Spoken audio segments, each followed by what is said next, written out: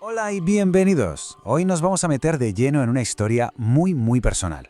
Una de esas que nos enseñan que a veces en mitad del caos más absoluto es posible encontrar una especie de mapa.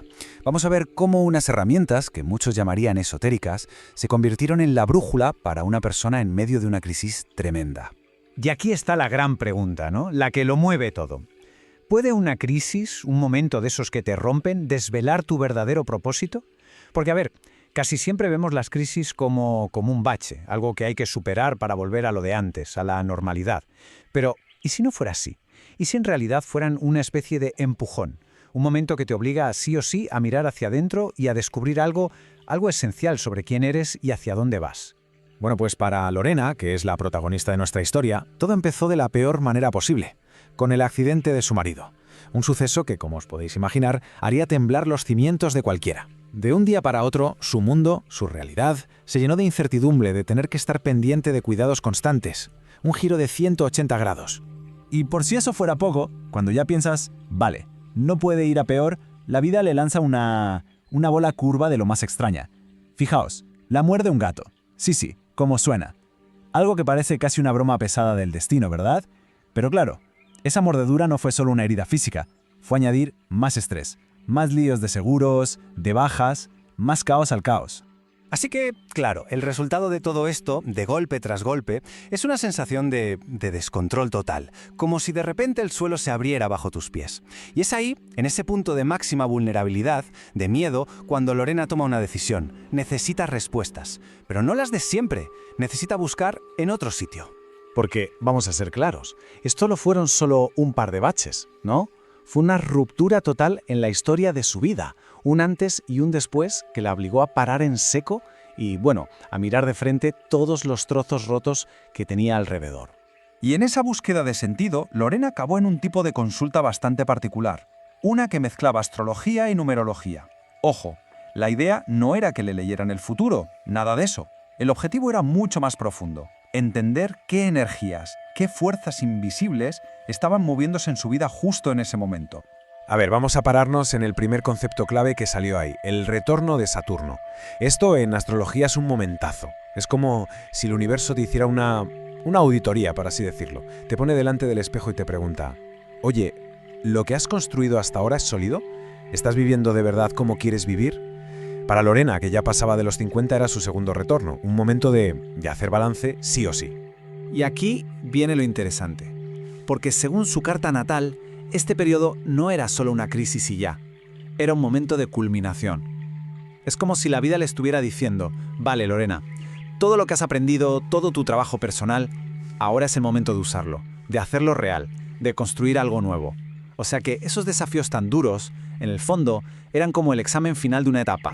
Dejamos la astrología un momento y nos vamos a la numerología. Y aquí aparece un concepto que a mí me parece fascinante, el de la sombra. A ver, no pensemos en algo malo o negativo. Es más bien como la cara B de nuestras mejores cualidades. Son esos patrones que se disparan solos cuando estamos bajo estrés, ¿sabes? De forma inconsciente y que pueden acabar boicoteando todo lo que intentamos hacer. En el caso de Lorena, su número de destino es el 8. Este es un número potente, ¿eh? Habla de poder, de abundancia, de liderazgo. Pero lo revelador de verdad fue su sombra. ¿Cuál? Un miedo terrible a la pobreza, a la escasez. Y resulta que ese miedo, en el pasado, la había llevado a elegir parejas, sí, muy poderosas, pero que a la vez la limitaban a ella. ¿Por qué? Porque la sensación de seguridad que le daban pesaba más que su propia libertad y crecimiento. Pero es que no había solo una sombra, también estaba la del número 4. El 4 es el número del constructor, el que necesita estructura, seguridad, cimientos. Su sombra, lógicamente, es un pánico total a la inestabilidad. Así que, ¿qué pasó cuando el mundo de Lorena se puso patas arriba con el accidente y todo lo demás? Pues que esa sombra del 4 se activó a tope. Y eso la llevó a exagerar los problemas, a volverse súper rígida, como una forma de intentar controlar lo incontrolable. Vale, una vez que tienes estos conceptos teóricos sobre la mesa, el siguiente paso es crucial. Hay que ver cómo se traducen en la vida real, en el día a día. Porque si no, son solo ideas bonitas que no sirven para nada. Hay que conectar los puntos con comportamientos, con emociones reales. Y ahí es donde todo encajó. Esas sombras no eran algo etéreo, para nada. Eran, por ejemplo, esa necesidad imperiosa de controlarlo todo en mitad del caos. Era esa rigidez, esa incapacidad para adaptarse. Y sobre todo, ese patrón de meter las emociones en un cajón para poder seguir funcionando. Un mecanismo que quizás le sirvió en el pasado, pero que ahora estaba haciendo aguas por todas partes. De hecho, el origen de ese modo operativo venía de mucho antes. Años atrás, cuando falleció su madre, en uno de los momentos más duros de su vida, su cerebro hizo clic, desconectó del dolor y se puso en modo hacer. Se encargó de todo, se volvió operativa. El problema es que el dolor no se fue a ningún sitio, se quedó ahí, enquistado, esperando un momento de debilidad, como este, para salir con toda su fuerza. Bueno, pues con todo este diagnóstico ya sobre la mesa, la consulta pasó a la siguiente fase, la acción.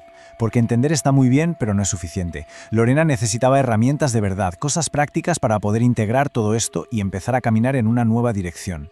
La primera herramienta fue, curiosamente, mirar al pasado, pero con un orden.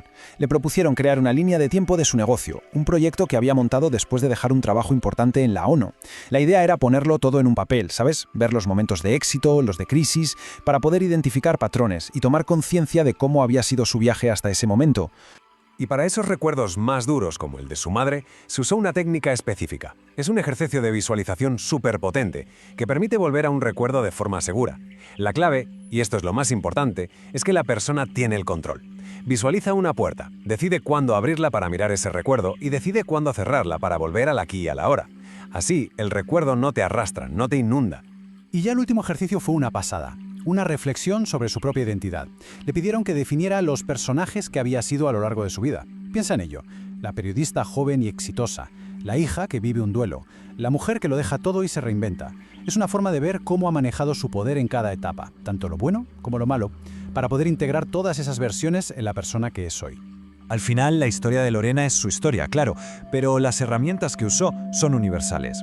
Y nos deja con una reflexión potente, ¿no? Si cada cual se parara a dibujar su propia línea de tiempo, con sus picos y sus valles, ¿qué patrones saldrían a la luz? ¿Qué historias se repiten una y otra vez? ¿Qué sombras se harían visibles? Quizás, como le pasó a Lorena, la clave para entender el caos del presente está precisamente en mirar con otros ojos los patrones del pasado. ¿Te gustaría descubrir tu mapa de arquetipos, símbolos o lado sombra? Escríbeme. Puede ser un viaje fantástico que te lleva a descubrir patrones, pero sobre todo a liberarlos. Escríbeme, te espero. Yo soy Mónica Cita en la Palestra Parlare.